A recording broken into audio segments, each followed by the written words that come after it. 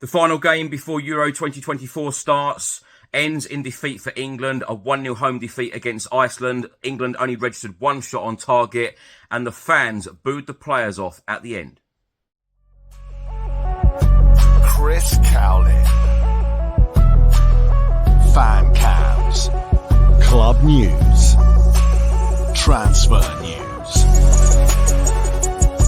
Match previews. Legend interviews. Spurs winning. Press conferences. Covering everything Tottenham and England. Welcome back to the channel. I hope you're all keeping well. So this is another edition of England in the Media, where I'll be going through all of today's newspapers, looking at the articles published by today's national press and also the player ratings. England's final game before Euro 2024 starts. Of course, our first game is against Serbia next Sunday. If you're watching this on YouTube, please do hit that subscribe button, like, share and comment below. And if you're listening to this on an audio platform, please do hit that follow button and leave a review if you can. Now let's get straight into it, and let's start with a report from today's Daily Express. And it says on the back page here, ice cream. Stone's injury scare makes Southgate sweat in horror send-off for England. It also states, as England's send-off turned into a humiliating defeat against Iceland, a side ranked 72 in the world, the Three Lions manager said, "We will be ready for Serbia." It's also got this picture of Harry Kane on the back page, and it says here, "Stunned, Harry Kane cannot believe it as England are beaten." Also from the Daily Express, a double-page spread, it says here, favourites cut little ice. England's Euros preparation suffers shock, final setback. It then states the worst humiliation last night came after the final whistle for the Euros favourites. Gareth Southgate led his England players around a near-empty Wembley Stadium on some sort of lap of appreciation, with the big screen showing next stop Euro 2024. Now, the match stats, England had 68% possession to Iceland's 32%. Shots on target, England 1, Iceland 4. Shots off target, England 9, Iceland 1. Block shots, England 3, Iceland 4. Corners, England had 7 to Iceland's 5. Fouls, England 4, Iceland 9. Yellow cards, England 0, Iceland 3. Now, the player ratings from the Daily Express today, they've given goalkeeper Ramsdale 5. It states here, beaten at near post from Iceland's first shot. Not a great look at this level. Walker a 6, Stones a 5, Gay an 8, Trippier a 6, Declan Rice a 6, Mainu a 6, Palmer a 7, Foden a 6, Gordon a 5, Harry Kane a 6. Subs, Konsa a 6, Alexander-Arnold a 6, Gomez a 6, Tony a 6, and Eze. They haven't given him a rating because he wasn't on the pitch long enough. Now for a report from today's Daily Mail, and on the back page here it's got this picture of Saka, and it says, flying squad, Saka with a paper aeroplane thrown from the stands. Plain awful is the main heading. Chilling for Southgate as England freeze against Iceland again in final Euro warm-up. It is just plain awful. It says here, England fell flat in their final Euro 2024 warm-up match and were booed off after a turgid 1-0 defeat by Iceland. Inside the Daily Mail, it's got this picture here of Harry Kane missing a glorious opportunity in the first half. It then goes on to give the player ratings here. Aaron Ramsdale a 5, Kyle Walker a 6, Stones a 5, Gay a 5.5, Kieran Trippier a 6, Declan Rice a 6.5, Mainu a 6, Cole Palmer, they have given Starman 7 out of 10, Foden a 6, Anthony Gordon a 6.5, Harry Kane, they have given a 5 out of 10. Gareth Southgate, they have given a 5 out of 10. And they have stated here his team did not look like Euros contenders here. They were too slow and predictable in attack and struggled against Iceland's low block, a tactic they will face in the group stages. The same heading has been used on the back of the Sun newspaper today. Plain awful, not flying off in style with fan jeers and fears. It says here, England suffered a plain dismal Euro send-off as frustrated fans turned on the team. Double page spread from the Sun newspaper, and it says here, champagne on ice, ghosts of Euros past haunt Three Lions. It's not coming home. It gives some stats here in the Sun newspaper. It says England go into a major finals on a defeat for the first time in 21 attempts, last losing their final warm-up when they were beaten 1-0 by West Germany back in 1968. The Three Lions have conceded the opening goal in 3 successive games at Wembley for the first time in 70 years, last doing so in 1953 and 1954. Some more stats published by The Sun. It says England have failed to score in 2 of their last 3 at Wembley, as many blanks as in their previous 31. They had just 1 shot on target, their lowest since the game against Scotland back in 2021. And 2 Newcastle players, Kieran Trippier and Anthony Gordon, started for England for the first time in 17 years. And that was Alan Smith and Michael Owen against Germany back in 2007. Now for a report from the Times newspaper, and on the front of their sports supplement it says here, Fright night, Stones suffers injury scare as England lose 1-0 to Iceland in final pre-Euros warm-up. They have also got a double page spread on the game, and it says here, horror show leaves Southgate with headaches all over the pitch. So the player ratings from the Times newspaper today, they've given goalkeeper Ramsdale a 6 out of 10, Carl Walker a 5, Stones a 5, Gay a 6, Trippier a 6, Mainu a 6, Declan Rice and Cole Palmer both with 7s, Phil Foden a 6, Anthony Gordon a 5, Harry Kane a 6. Now let's hear from England boss Gareth Southgate. This is what he had to say after the game. I guess no beating around the bush, that's probably not how you wanted it to go tonight. No, absolutely. You'd like a good performance, a crowd that's been entertained, and to be leaving on a high. And clearly the performance wasn't at the level it needed to be. So I think there are some very clear reasons for that, and it actually gives us a chance to really focus the mind, because these last games going into tournaments can be a little bit scrappy like that in terms of focus, because players are worried about picking up an injury. The most disappointing part tonight was out of possession. We didn't press well. We were too stretched, and we've actually in the last 2 or 3 games in particular been excellent at that. So that's the bit that we've really got to rectify. With the ball we could have been better, but we still created some very, very good chances. I think the players, or a lot of the players, needed the minutes.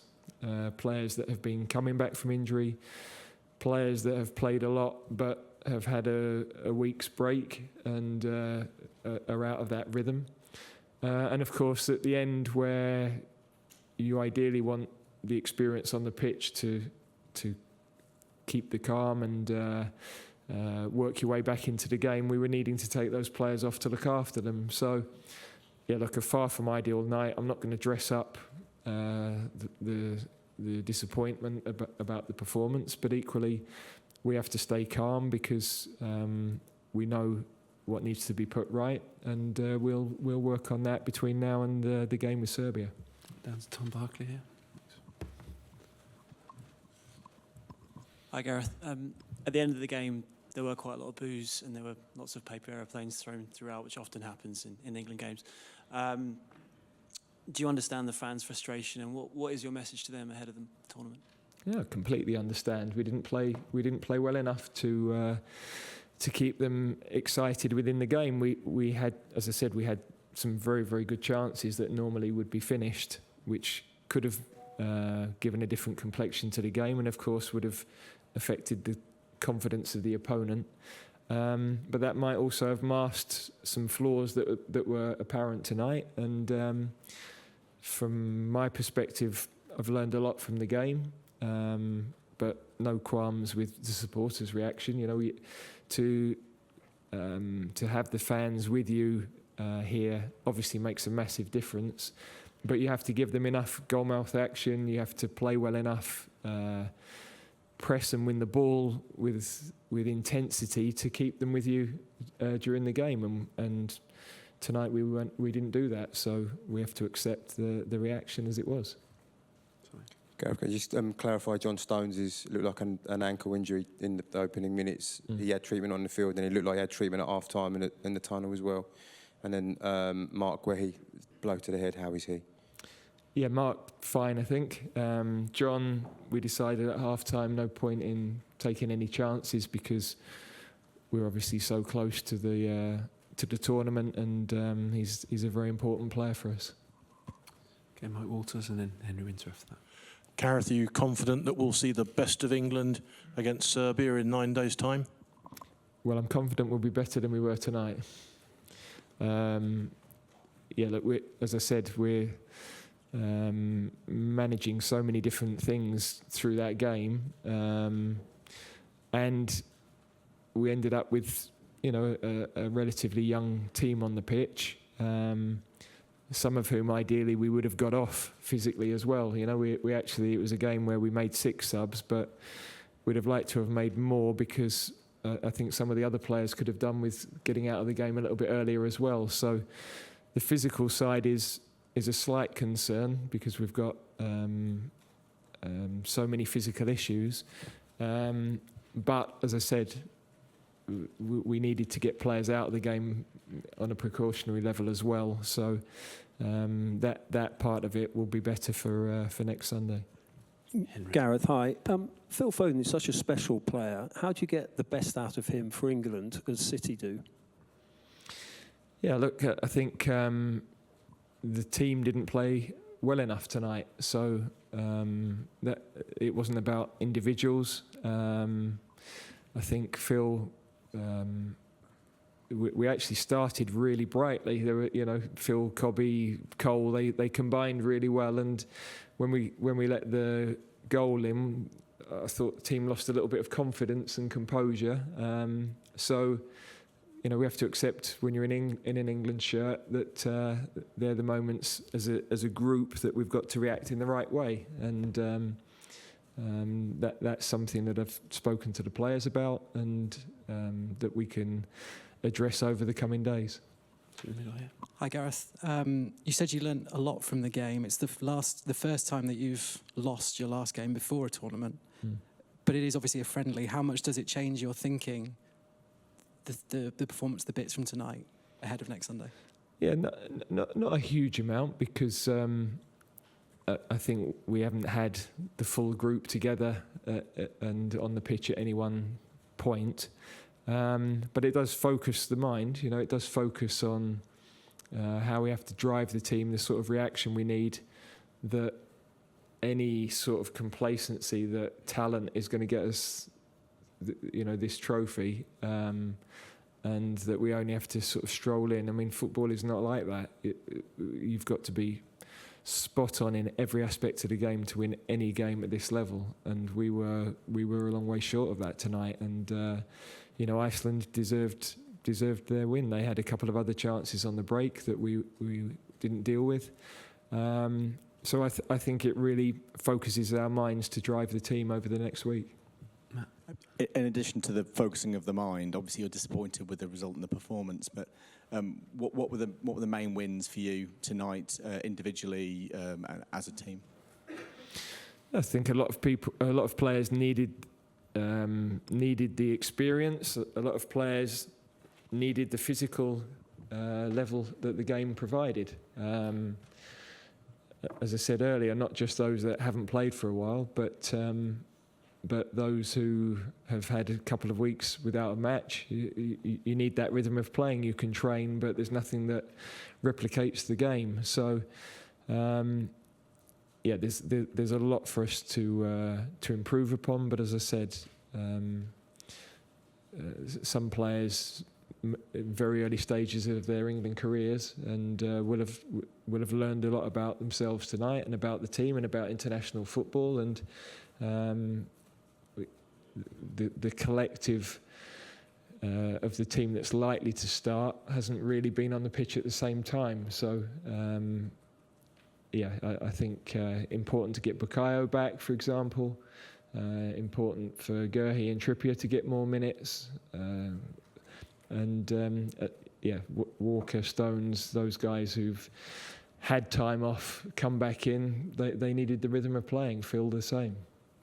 Okay. Gareth, just on that, I mean, there's maybe a perception that over 8 years you've been steadily building as a team, particularly in attack, and now suddenly when you look very close to the trophy, it's a raft of new and young players who don't necessarily know each other or haven't played together.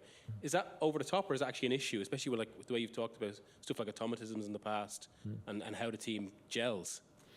Yeah, look, I think with the ball, we weren't at the level we can be individually. You know, passes that were given away, but it wasn't, in my opinion, it wasn't the major problem tonight. The major problem was without the ball, which meant that they got uncomfortable in the game. And if we'd been better without the ball, I think the rhythm of the game would have been different. We'd have had more sustained attacks. And we created enough chances to win the game. So, yes, we can be better with the ball. We can be individually better with the ball. But it wasn't the biggest factor, in my opinion, in the game tonight. Gareth, is there any wider concern than just tonight that we've going now 1 win in 5 games, which is rare under you for a run like that? Sure, yeah, but I think there's reasons for all of that. The last qualifying games and the March games, again, well, this one similar. We seem to have been managing players physically right the way through all of these matches. In the autumn, it was because we'd qualified, they had big club games coming up, we had withdrawals. In March, that's always the scenario as well. So, yeah, physically the team is not perfect, and we've got to make the best of that. But having lost the likes of Maguire and Shaw and people as we have, then the guys we've got in are the best in those positions, and we're doing everything we can to get them at the level that they need to be. Okay, Jacob. You seem to be talking a lot about worrying about the physicality. I mean, are you spending most of your time and too much of your time than you would like just worrying about whether players are going to be fit enough for this tournament? Well, we're focusing on all aspects really, but we can't hide the fact that we have got a lot of physical issues. That's plain for everybody to see. Nevertheless, we can be better than we were tonight, and we've got to be, as I said, more compact, press better, and then take the chances that we created. But I think we can resolve that. It's a good opportunity for us to get on the training pitch, remind ourselves of what's important in terms of winning football matches. And if the intensity of your game isn't right without the ball, then it can cause you a lot of problems with the ball as well. Okay, we'll take the last one from Lucy Berry at the back, and then we'll wrap up.